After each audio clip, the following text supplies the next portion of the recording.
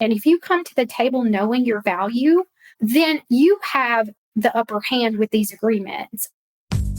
Welcome to the Growability Podcast, your home for leadership, management, and marketing education, where we teach business and nonprofit leaders how to flourish in life and work. Do you have a great CPA for your business?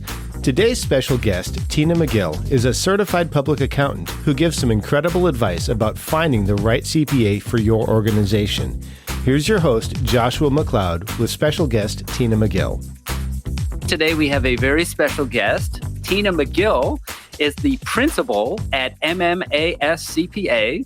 She is a certified public accountant with extensive knowledge in technology and healthcare.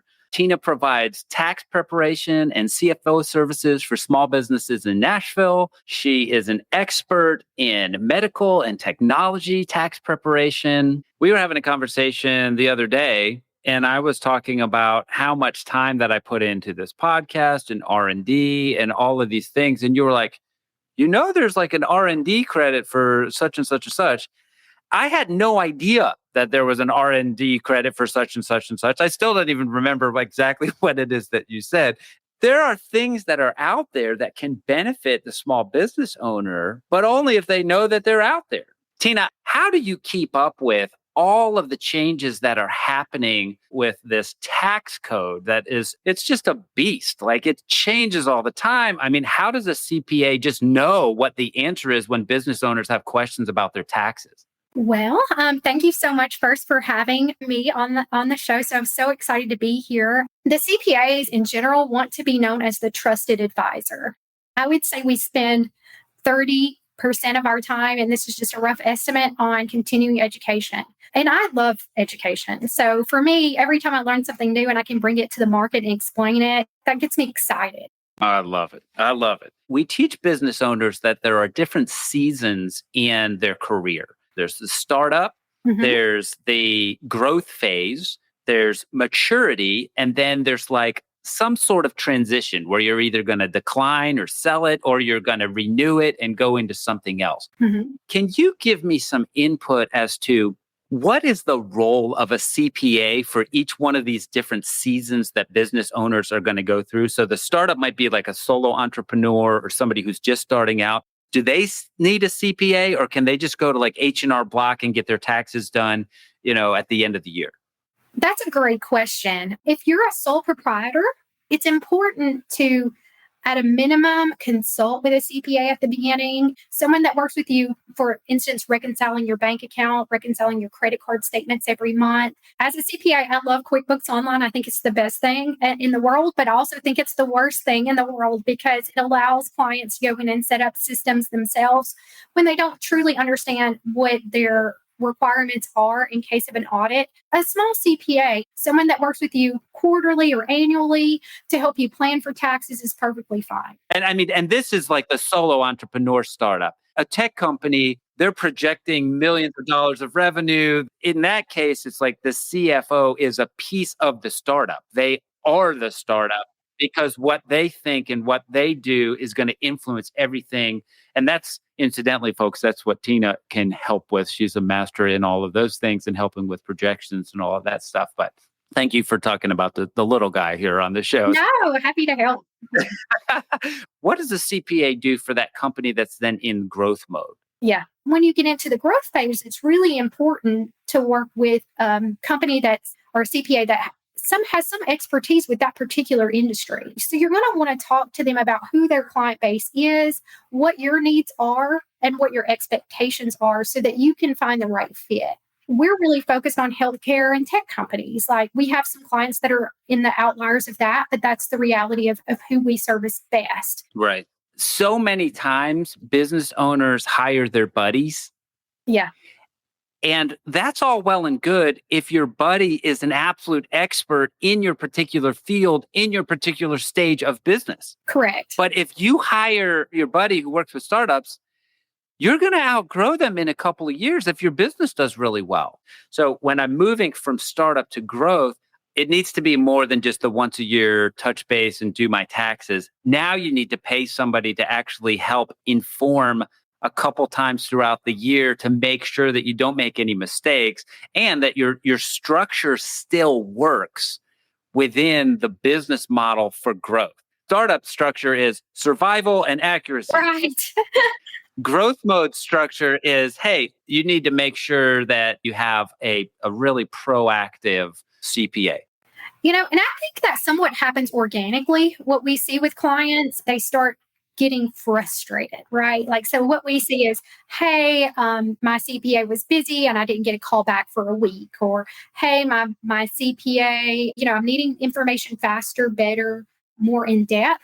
Then those are the times to start looking at the market and saying, going back to your CPA number one, because I love my CPAs, and say to them, here's some things I need moving forward. Is this something that you have an expertise in that you can help us with? Or do you suggest that I look elsewhere? And most CPAs in the industry are going to do what's in your best interest, right? At the end of the day, we want it to be the best relationship that we can make. And I all the time will have potential clients call and I'll say, we're not the right fit for you. You need a tax preparer only. You need a full-time CFO, not to say we couldn't help outsource that, but you need someone in-house. You've outgrown external CFO work. Right. What you do in that period of growth is going to affect your maturity. You probably got an attorney you call maybe once or twice a year. You're now calling your CPA maybe 3 or 4 times a year, and you're having more conversations. You have more employees. Many people think they're saving money by paying for their CPAs to run payroll and deal with payroll. That is not necessarily the case. My suggestion is always to work with a payroll company, ADP, Gusto. That's really a key indicator for me as I'm talking with clients. Are they multi-location? Are they working with a payroll company? Then with the CPA relationship, now we're defining metrics and we're looking at systems as we're growth, right? We're in that middle level growth. If you're not tracking your product sales by class, location, your exit strategy is going to be more difficult than if you are doing those types of things. So that growth phase is very important for your success and maturity. That's great. In stage 1, I make sure that I have accurate information. In stage 2, I make sure I'm actually looking at it and then influencing the decisions that I make based on the metrics. Right. We work with a lot of private equity companies because physician practices are our main and tech companies are our main point. So they're going around trying to sweep up all of these businesses.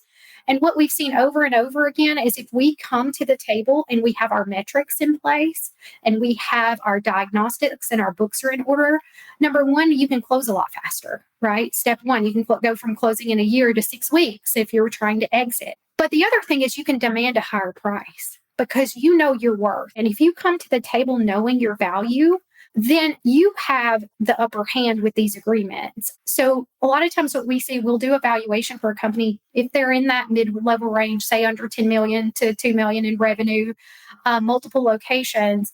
And after the valuation, they see 5 or 6 things that they can do to implement that will double their valuation in 5 years. So if you think about that, I could take my company from being worth 10 million. If I do these 5 things correctly, I can be worth 20 million.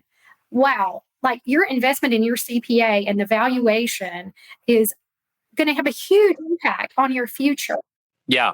The point that I want to think about a succession plan is not like I'm 65 and ready to retire now. No. The point that you want to think about a succession plan is I'm 40 and I'm still growing this thing. What I do in the next 5 to 10, 20 years really matters. Have we thought about the proper way to scale this business to make it reach its potential? Is it going to my kids? Is it going to my team? Is it going to an outside investor? In many ways, it's like the most ethical thing to do because you're thinking about the impact that it's going to have on everybody. Right. If I don't have a great relationship with my CPA, if I don't have a proactive CPA that's letting me know about those things, I'm just missing out on things that are just sitting there for the taking. This is a critical decision. You've got to have the exact right CPA for your firm. You want somebody that is going to be able to carry you through from that growth mode to maturity to even a possible sale or succession plan. Is that an individual or is that a firm? What would you say? So for my opinion, having a firm is a good thing. Yeah. But really, it comes down to relationships, interviewing the person, no matter if they're a big firm or small firm or individual. What are their expertise? Think of it as you're interviewing them to hire them for that position. And we do the same. We interview our clients on an initial call to see if they're the right fit for us. So having that initial conversation is really, really important to that relationship. That's really great. I really like that whole concept, thinking of them as people you interview to see whether you would hire them. Because in a sense, you're hiring them. 100%. Tina, I think that's all the time that we have for today. What is the best way? If somebody wants to find out more about your firm, how do they get in contact with Tina McGill? Well, we have a website, www.mmascpa.com, and we will be more than happy to help you find the right fit. If we are not the right fit for you and you're just asking some questions and you need good relationships, we have great relationships with all of the regional firms in the area. If we're the right fit, always a good thing, right? So win-win for I love it. Tina, this has been incredibly helpful for me, and I'm sure will be for several other people who listen to this. As we sign off here, I want to remind everyone you are doing better than you think. You have much more potential than you know, and we thank you so much for growing with Growability. We'll see you next week. Thank you for listening to the Growability Podcast. Did you know that our podcast subscribers are entitled to a free 1-hour consultation with a Growability coach? Simply send an email to info@growability.com with the subject line "free session" to get started. The mission of Growability is to equip leaders to flourish in their life and work by developing vision, rhythm, and community. Bernie and Joshua are available for speaking engagements, workshops, and conferences.